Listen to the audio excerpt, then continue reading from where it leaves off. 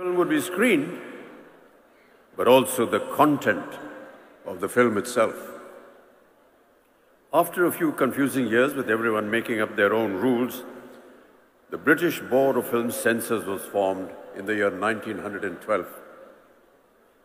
By this time, Indians were not only watching films, but also making their own films. With one eye on the freedom movement, the Indian Cinematograph Committee of 1927-28, chaired by a former Madras High Court Judge T. Rangaracharya, was the first inquiry into movie viewing, censoring, and exhibiting habits in the country. In 1921, there were an estimated just 148 movie halls. By 1927, this number had doubled. Despite Hollywood films accounting for roughly 80% of the shows in those early years, it was the Indian titles that really got the public going. Though Indian cinema wasn't exactly prurient in the 1920s and 30s, except for some passionate kisses, like the most famous one in Karma, made in 1933, involving a snake and a tearful Devaka Rani trying to bring a comatose Himanshu Rai back to life. The British, however, had bigger problems to tackle than a few on-screen smackers. What they really dreaded was the threat of communal discord and the expression of nationalistic sentiment. Any mention of British excesses was forbidden, and enough reason to earn an outright ban. And of course, there was the ultimate bête noire, Mohandas Karamchand Gandhi. Listed in the Journal of the Modern Picture Society of India in 1937 are several titles of banned newsreels featuring the Mahatma. In fact, Gandhi was the hidden subject of the first film to be proscribed in India. Released in 1921, the protagonist of Bhakta Vidur, with his Gandhi cap, khadi clothes, spinning wheel, was deemed to be a stand-in for the Mahatma. In 1939, Tyag Bhumi met the same fate, as it portrayed what was perceived as the Gandhi of Tamil Nadu sitting on a dais spinning with a charkha. In 1931, on seeing the word Swaraj in the title of Shantaram's film Swarajya Toran, or Thunder of Hills, and the poster of the film depicting Chhatrapati Shivaji Maharaj hoisting a flag, the head of the British Indian censor flew into a rage. This picture is banned, conveyed the censor board. But Shantaram's friend and film distributor Babu Rai Pao responded with the officials who demanded that the film be retitled, a few scenes be modified, and that the flag hoisting in the climax be entirely deleted. And therefore Swarajya Toran was renamed Udaykal and finally released. Armed with the proverbial pen, our filmmakers were fighting their battle against the hegemony of a haughty empire. Close to 24 films were released between 1921 and 1947 that either obviously or obliquely depicted the British as oppressors. The British Indian censors made every possible attempt to throttle such messages.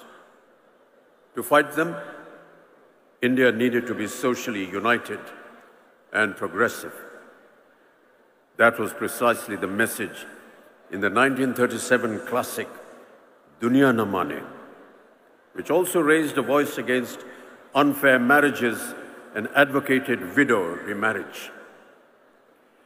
The British censors interfered once again, ordering the removal of documentary footage of Vallabhbhai Patel making a speech about abstinence. Brandy Ki Botal, 1939, criticized liquor consumption and exhorted Gandhian morality, while Ghar Ki Rani in 1940 showed the dire consequences of aping Western traditions. Though these messages started receiving the support of the country's nationalistic leaders, the films had a very hard time at the censor board. Indian film directors were forced to find ways to talk about the ongoing freedom struggle without mentioning it directly. You must remember the famous song Dur Hato Hai Duniya Walo, the hit musical number from the 1943 feature film called Kismat.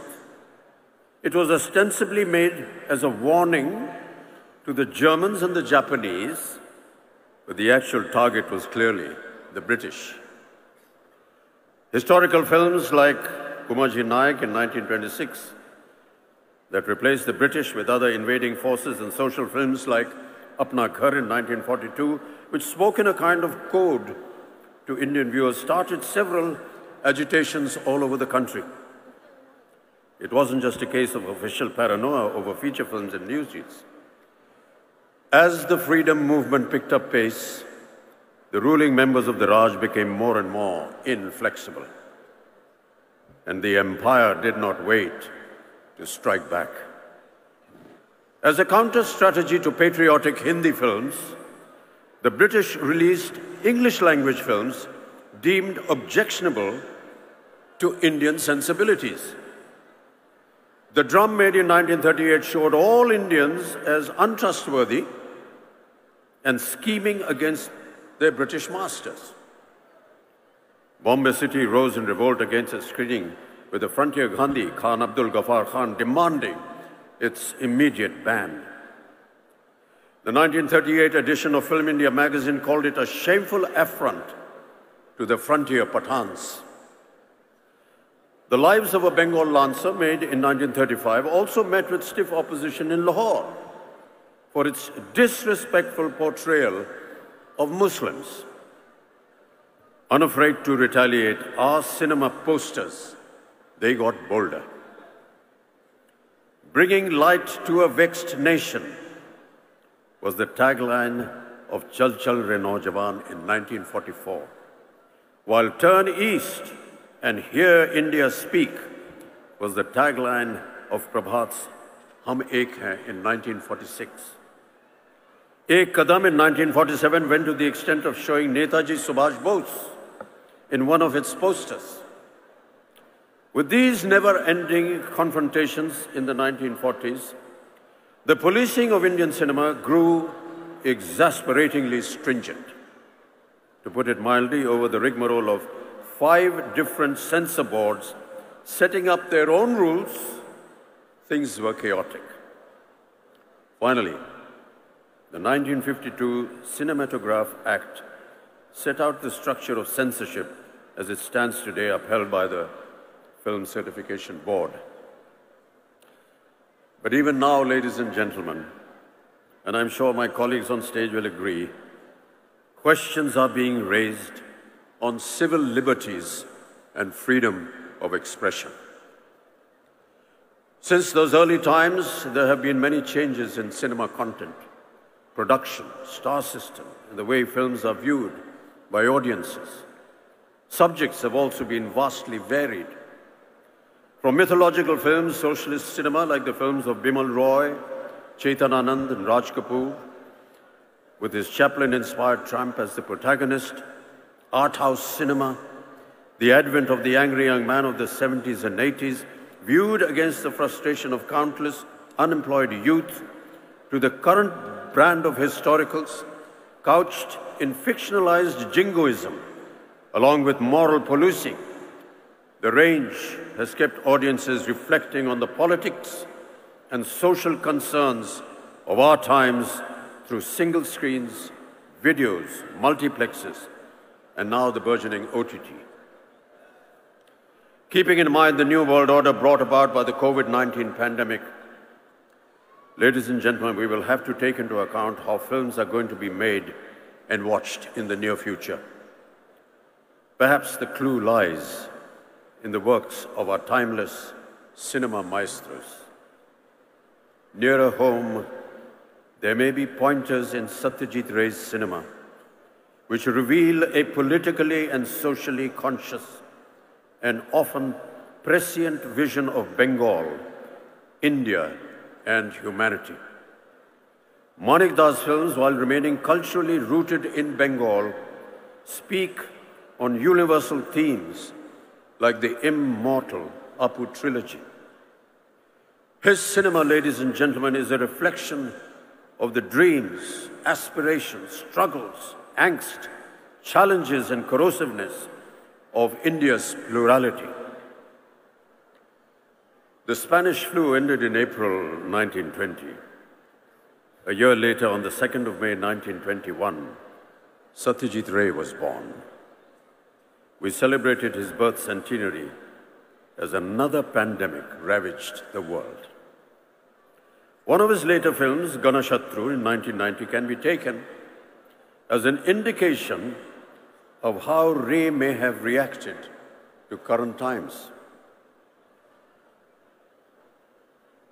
In this chamber drama about a jaundice epidemic caused by water contamination that is suppressed by both the state and the local temple, Dr. Ashok Gupta becomes an enemy of the people fighting for justice. Most of Mrinalda's early films were more overtly political, always championing the cause of the rebels, the downtrodden, and the oppressed. His later films, however, touched upon the personal challenges of loneliness, as essayed by the protagonist Jamini in Khandar in the year 1984. Akaler Shondhone, 1980s, views the horrors of the 1943 famine through the lens of a facetious and impersonal film crew, shooting a story in 1980 about the catastrophe and suddenly becoming face to face with hunger and deprivation in real life. The amalgamation of political turmoil and personal tragedy was a constant leitmotif in Mrinalda's oeuvre that makes his work so unique and relevant. Ritwik Ghatak, another of Bengal's celebrated filmmakers, whose centenary is also approaching in the year 2025, unapologetically celebrated feminism and depicted ruthless social realities born out of the partition in his cinema. Within his relatively short filmography, what stands out for its poignancy and lyricism is the Partition trilogy led by Meghe Dhakatara in 1960, followed by Komal Gandhar in 1961 and Subarn Rekha in 1965. Filmmaking was purely an art form for Ritwik Ghatak, through which he expressed his anger and despair at the sufferings of the people. We, the film fraternity, would do well to remember these stalwarts and their artistic convictions as the entertainment industry all over the world goes through a radical change. The earlier environment of movie business concentrated in the hands of a few studios is falling apart. It is impossible to know whether the opportunity to garner new home viewing audiences during the current crisis will be short-lived or whether it will keep growing in time. But I suspect it will be more demanding. That the hunger for entertainment will drive viewers to new releases online whenever they show up, and that studios will begin calculating their online streaming drop dates with the same care that they devote to their theatrical release calendars. The big question, of course, is whether studios will be able to sustain the big-ticket theatrical first model. It is not impossible to imagine theatrical releases being transformed into special events to strictly limited runs of a week or a month that will coexist with or briefly precede streaming releases. Certainly in doing so, the studios would have to restructure their revenue models. We cannot take our audiences for granted. Today, viewers are not only exposed to a range of international content, but also have the option to watch this content in a variety of formats, ranging from the traditional big screen to their personal tabs and mobile phones. Big decisions have to be made that will determine the future of entertainment. I suspect there will have to be artistic rethinking, and bold and imaginative ideas will bring new joy and faith to humanity. Ladies and gentlemen, let us discover more of that which is impossible and then do it. Let us find new summits to conquer. Let us bring down the barriers that have blinded our view of the horizons. Let us craft a singularity out of the many truths that come our way. Let us build a landmark for today, and let us make a new history for tomorrow. Let us demolish the differences that divide us. Let us build a monolith with our diversity. May no one be in the shadows of our glory. May everyone feel the joy. Way back in 1912, atop a ship across the Red Sea carrying him to Glasgow, Gurudev Rabindranath had written these immortal lines that should inspire us all in the darkest hours, offering us courage to seek a new tomorrow. Aro alo, aro alo, ei noyone prabhu dhalo, shure shure, binashi pure, tumi aro aro aro, dao tan, prano bhoriye, trisha horiye, more aro aro aro, daro pran. Pour more light into these eyes, O Lord. Pour more music into my flute. Fill my heart to the brim. Quench my thirst.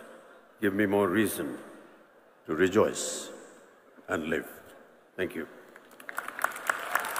धन्यवाद जानाएं श्री अमिताभ बच्चन जी के